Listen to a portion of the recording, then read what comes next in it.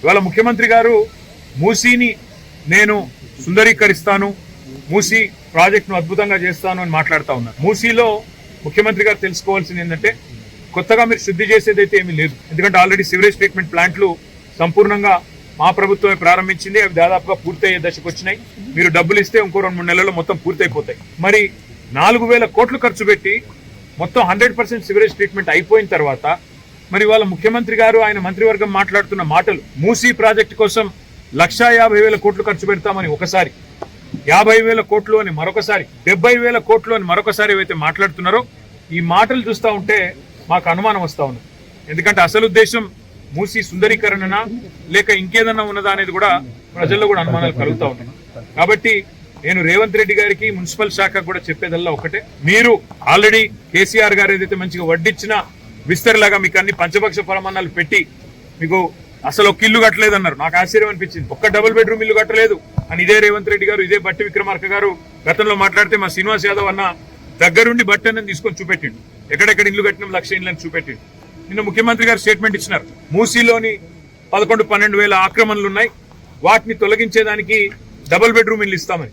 మరి మేము కట్టని మాట నిజమే అయితే ముఖ్యమంత్రి గారు ఇప్పుడు ఎక్కడికి వెళ్ళి ఇస్తున్నావు? మరి అంటే ఇప్పటిదాకా మీరు చెప్పినవన్నీ అబద్ధాలు.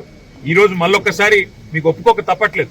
కేసీఆర్ గారు చేసిన పని, మా అక్క నేతృత్వంలో, సబితా గారి నేతృత్వంలో 14,000 ఎకరాలు మేము హైదరాబాద్ ఫార్మా సిటీకి అని సేకరిస్తే ఇవాళ ఫార్మా సిటీ రద్దని, ఫ్యూచర్ సిటీ అని, ఇంకోటని ఇవాళ రకరకాల డ్రామాలు అక్కడ. ఇక్కడ హైదరాబాద్ లో ఆల్రెడీ మొత్తం మూసీకి సంబంధించిన నీరు, మురికి నీరంతా శుద్ధి చేసిన తర్వాత మూసీ ప్రక్షాళన పేరిట కొత్త నాటకం.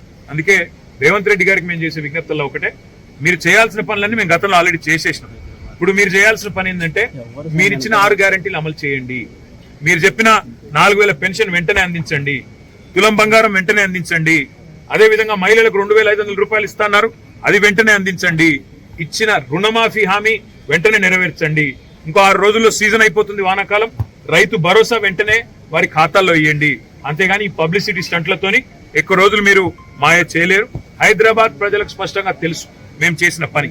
ఇక్కడ బాగు చేసిన శ్మశాన వాటికలు, ఇక్కడ బాగు చేసిన మురికి నీరు, ఇక్కడ కట్టిన కమ్యూనిటీ హాల్స్, ఇక్కడ కట్టిన లైబ్రరీలు, ఇక్కడ వేసిన లింక్ రోడ్లు, ఇక్కడ కట్టిన ఫ్లైఓవర్లు, అండర్ పాసులు, పార్కులు, ఒకటి కాదు ఇవన్నీ చూసి వారు మన ఎమ్మెల్యే గారు గుర్తు చేస్తా ఉన్నారు. ఈ ఫతేనగర్ ఎస్టీపీకే 300 కోట్ల పైచీలకు రూపాయలు మేము ఖర్చు పెట్టాం. అక్కడ అదేవిధంగా ఇక్కడ ఫతేనగర్ బ్రిడ్జికి కూడా 60 కోట్లు మంజూరు చేశాం. కానీ డబ్బులు ఇస్తే కూడా ఇప్పుడు విడుదల చేయకుండా సాగుతున్న పనులను కూడా ఇవాళ ఆపే ప్రయత్నంలో మీరున్నారు.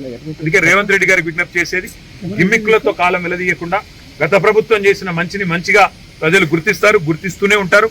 మేము ఇవాళ ఒక ఎస్టీపీని సందర్శిస్తున్నాము. మొత్తం మిగతా నగరంలోని అన్ని ఎస్టీపీలు కూడా మా శాసనసభ్యుల బృందం తిరుగుతుంది, ప్రజల దృష్టికి తీసుకొస్తుంది. తప్పకుండా మూసీలో జరుగుతున్న కుంభకోణాన్ని కూడా మేము గమనిస్తా ఉన్నాం. పాకిస్తాన్ కి సంబంధించిన కంపెనీలకు ఇవాళ మీరు కట్టబెట్టే ప్రయత్నం చేస్తా ఉన్నారు. ఇవన్నీ కూడా ప్రజలు కూడా గమనిస్తా ఉన్నారు.